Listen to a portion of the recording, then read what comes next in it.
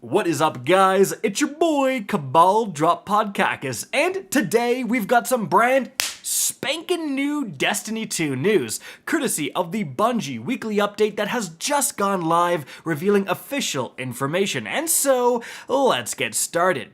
Now, first off, what is going on this week in-game? Well, the biggest thing is that Grandmaster Nightfalls went live with the Tuesday reset. And it's a bigger deal than normal because, well, first of all, the level requirements to enter into Grandmasters is incredibly low. I think it's only like 1850 of a power level to be at your maximum effectiveness in Grandmasters, but also it is double Nightfall rewards this week, which means if you can complete a platinum rating on the current Grandmaster, the farmable one is the Proving Grounds, you're gonna get like 2 exotics, 2 adept Nightfall weapons, and 4 Nightfall ciphers, and you need 10 of those to focus adept Nightfall weapons at Zavala. So you're going to be getting a huge amount of endgame loot this week if you're farming. Don't worry, guys, already did a guide on how to beat the Proving Grounds Grandmaster as easily as possible to help with your farming needs. But absolutely, even if you can just do 1 or 2 Grandmasters this week, the rewards are always worth it when they are doubled. Now, moving on from there, guys, we got a controversial topic right off the start. Bungie talks about third-party peripherals entering their villain arc. Now, they say our community has grown increasingly frustrated by a form of cheating that uses third-party peripherals with the intent to manipulate the game client. These devices are plugged into a computer or console where they can, for example, execute simple scripts or trick the game into giving you extra aim assist. You'll note that we aren't calling the services by name. The primary reason for that is that we simply don't want to offer a bigger spotlight than necessary. Instead, our focus is on what the impact of using tools like this has on a PvP environment. To this end, Bungie has adopted the following policy on any form of external aids. Now, let's stop there for a second because yes, this is a huge issue. Now, Bungie didn't name them, but I'm gonna. Cronus and Zim are extremely common things that, yeah, you plug into your gaming console or PC and you can literally eliminate recoil. Have you ever wondered why people with the Immortal will beam you from across the map, but you can't land shots in them from that same distance, even though you have the same rolls? Well, it's not just because you're bad, and that's what I've been telling myself for years now. It's because they have literally no recoil. This actually became a huge issue recently, trending on Twitter with actual people uploading videos on YouTube about how effective stuff like Zim was, and people calling them out. There are, PvP players, very prolific PvP players out there that use this stuff to gain an incredibly unfair advantage over people who don't. Now, some of them will say it's not technically cheating because you're, I guess, just eliminating No, I don't know. It is cheating. So, and even Bungie here is calling it cheating. But again, this is a huge issue. And this is not just within Destiny 2. Somewhat recently, Rainbow Six Siege introduced an update that would detect and ban people using these devices. So finally, Bungie is doing something about this because make no mistake, people have been using them for years. I don't exactly buy what Bungie is saying about not mentioning them because of it'll spread awareness. Pretty much everyone knows about this stuff and it isn't too hard to find out about it. I would actually think more likely Bungie doesn't want to outright name them because we could see some upcoming legal action, guys. Bungie in the past has gone after cheat makers for Destiny 2. So if they're now classifying this stuff as cheating, we could actually see some lawsuits come out of this as well. In any event, here is the new policy.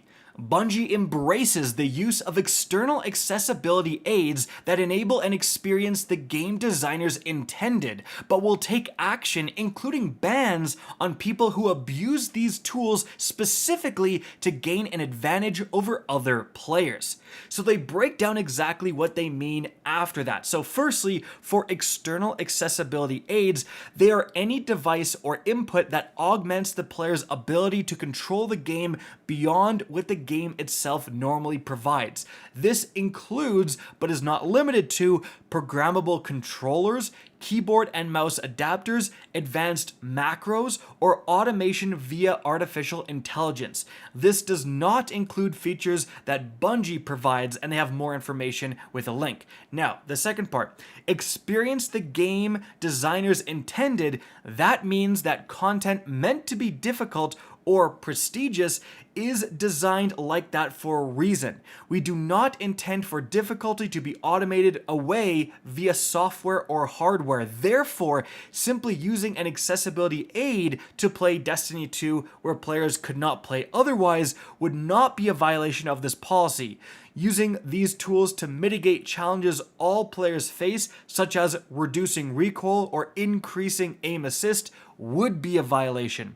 So then lastly, gain an advantage means used for the purpose directly or indirectly of achieving victory. For example, some players that abuse these tools rise in PvP ranks at a rate far beyond what is expected for a player improving through typical play. Because these benefits of cheating in PvE can affect things like world's first race or even spill over into PvP, we will be evaluating all gameplay for violations.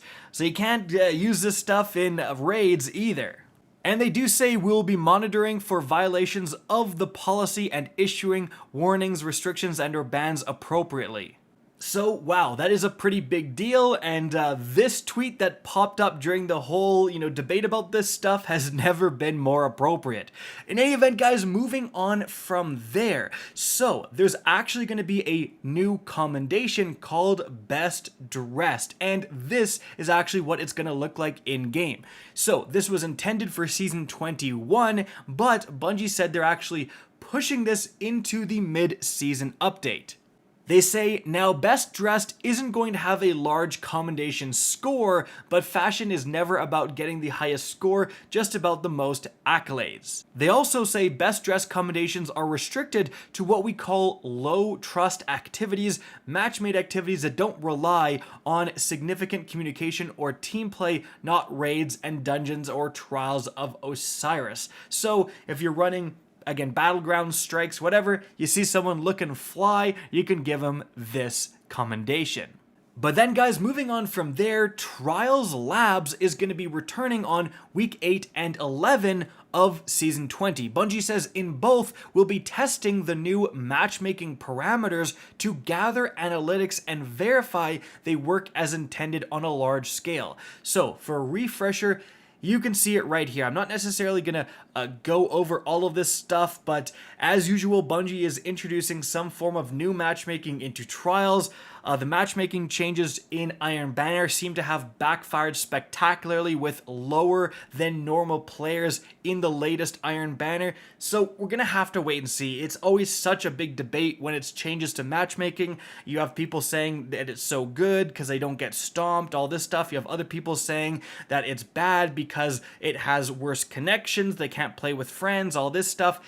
Again, we're going to have to wait and see, and I just really hope that Bungie is honest with us about these results. If there is a fall in the amount of players, if the connections are worse, Bungie, you have to abandon it. You can't just point to a really weird, metric that went up by 0.1% as your justification for continuing with these matchmaking practices. But again, it might turn out to be a very positive change. Moving on from there, guys, the 12th annual Kilts for Kids is back in action. So these are going to raise funds for the Seattle Ronald McDonald House.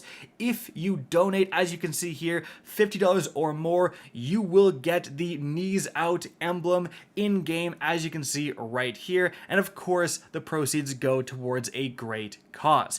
And guys, that is it for the video. I hope you enjoyed and found this informative. If you did, please remember to help me out by simply rating or especially sharing this video. If you guys want to see more Destiny 2 content similar to this, don't be afraid to slap that subscribe button. If you want to get in touch with me and keep up to date with the latest channel activity, the best way is to follow me on Twitter at RickKakis. That is linked in the description down below. Again, I hope you enjoyed the video, and as always, have a good day.